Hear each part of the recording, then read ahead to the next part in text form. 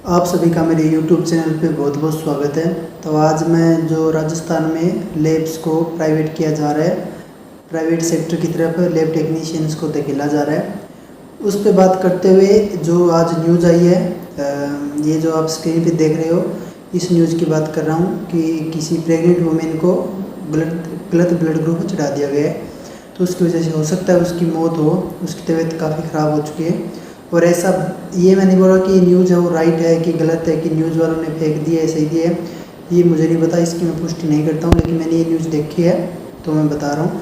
और पहले भी जयपुर में भी अभी 2-3 महीनों में पहले हुआ था, उससे पहले भी हुआ था। हर जगह से ही सुनने को आ रहा है कि गलत ब्लड ग्रुप चढ़ाया जा रहा है। तो इसमें पहली बात तो गलती इस चीज़ की है कि ऐसा कोई रूल नहीं बनाया गया है कि राजस्थान में RPMC से रजिस्टर्ड बंदा ही काम कर सकता है ब्लड बैंक में और लैब में।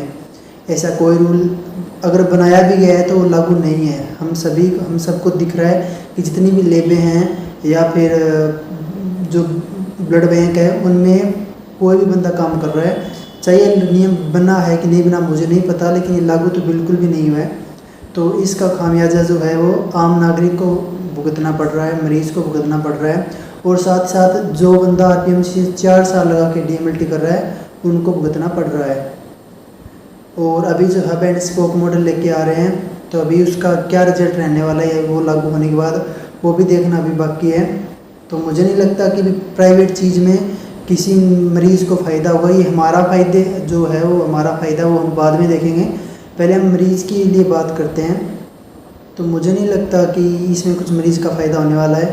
हालांकि उनकी जो जांच है वो अच्छे से हो सकती है, लेकिन जो उनके साथ उनकी जो रिपोर्ट करेगा वो कौन बंदा करेगा, उसमें भी क्या नियम बनाया हुआ है। कोई भी स्टेट का बंदा DMLT करा हुआ है वो काम कर सकता है, मतलब कोई 6 महीने में कोई DMLT लेके आ गया वो भी काम करेगा। तो सबको पता है कि 6 महीने में ऐसा क्या सीख लेगा वो बंदा कि वो इतना ट्रेंड होगा कि वो अल्टी बनने योग्य हो चुका है। तो ये नियम संशोधन करना बहुत ज़रूरी है, लेकिन अगर हब एंड स्पोक मॉडल हटाया जाएगा तो वो सबसे अच्छी बात है। ये तो फिर लैब टेक्नीशियंस के लिए भी अच्छा है, नागरिकों के लिए भी अच्छा है। लेकिन अगर वो नहीं हटाया जा रहा है तो कम से कम इसमें थोड़ा सुधार भी करना ज़रूरी है। और राजस्थान में जितनी भी लैब्स है, मेरी हो सकता है बातें बुरी लग रही हो किसी को, लेकिन राजस्थान की कोई भी स्टेट है, राजस्थान, हरियाणा, पंजाब, जितने भी, उत्तर प्रदेश, सारे स्टेट में ये नियम ज़रूर बनना चाहिए कि जो लैब है या फिर ब्लड बैंक है उसमें सिर्फ वही बंदा काम करे जिसने मिनिमम 2 साल लगा के DMLT किया हो, और उसका कंप्लीट हुआ उसके बाद उसको जॉब मिले, और सिर्फ वही बंदा काम करे।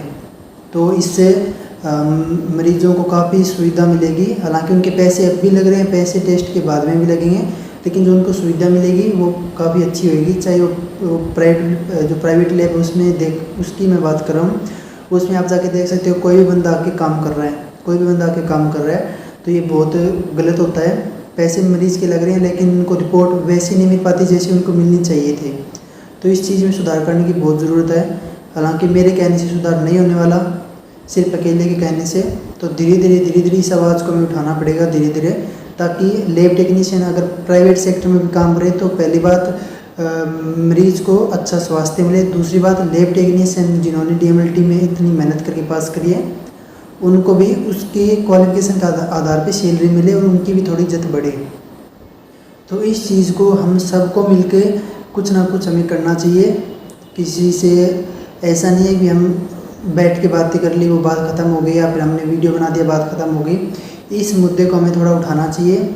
हब एंड स्पोक के लिए जयपुर में धरना भी दिया गया था 1 दिन का, तो उसका भी अभी देखना बाकी है कि वो क्या सिस्टम रहने वाला। बहुत सारी राजस्थान में ऐसी चीज़ें हैं जिनमें सुधार करना चाहिए सरकार को, चाहे वो कौन सी भी सरकार हो। ये नहीं भी अभी जो सरकार है वो ख़राब है या पहले थी वो ख़राब है, ऐसा कुछ नहीं। मैं सरकार के लिए नहीं बोल रहा हूँ, ये हमेशा से चलता है और मुझे लग रहा है कि ऐसे हालात रहे, अगर हम ऐसे बैठे रहे तो ये हमेशा से चलता भी रहेगा। तो मेरे हिसाब से ये जो मेरे विचार थे मैंने बताए हैं। बहुत सारे और भी हज़ारों विचार है जो वीडियो में नहीं हो सकते। तो अगर आपके भी कुछ मन में माइंड में कुछ है कि जो इम्पोर्टेंट है तो मुझे कमेंट बॉक्स में बताइए। और ये भी सोचिए कि हमें क्या करना चाहिए आगे, क्योंकि कुछ सोचेंगे आराम से कोई जो है वो कम्युनिटी बनाएंगे तभी कुछ हो पाएगा।